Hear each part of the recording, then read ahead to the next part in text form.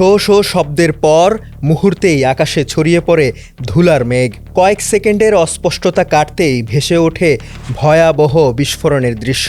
ইউক্রেনের পূর্ব অঞ্চলের যুদ্ধক্ষেত্রে এমন দৃশ্য এখন আর ব্যতিক্রম নয়, বরং এটি ধীরে ধীরে নতুন বাস্তবতায় পরিণত হয়েছে। মাটির নিচে কয়েক মাইল দূরে বসে অভদিভকা ও বাখমুতের মতো শহরে যুদ্ধের সবচেয়ে অভিজ্ঞ সেনারা এখন নতুন এক ধরনের যুদ্ধ পরিচালনা করেছে। এই যুদ্ধে শত্রুকে হত্যা করার অনুভূতি তারা সরাসরি অনুভব করতে পারে না, ঘ্রাণ পান না বা কাছ থেকে দেখতেও পারেন না।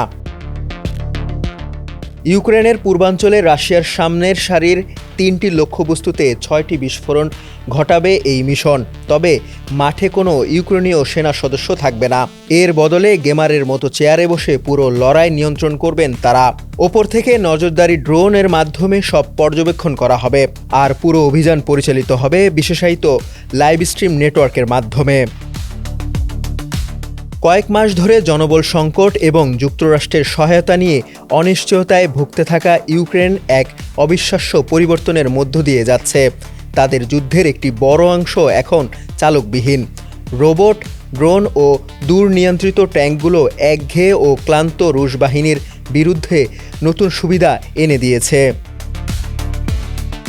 গত এপ্রিলে ইউক্রেনের প্রেসিডেন্ট জেলেনস্কি দাবি করেন, সম্পূর্ণ রোবট ও ড্রোনের মাধ্যমে তারা প্রথমবারের মতো একটি রুশ ঘাঁটি দখল করেছেন। জানুয়ারি থেকে এই চালকবিহীন মেশিনগুলো 22,000 মিশন পরিচালনা করেছে। ডেস্ক রিপোর্ট, সমকাল।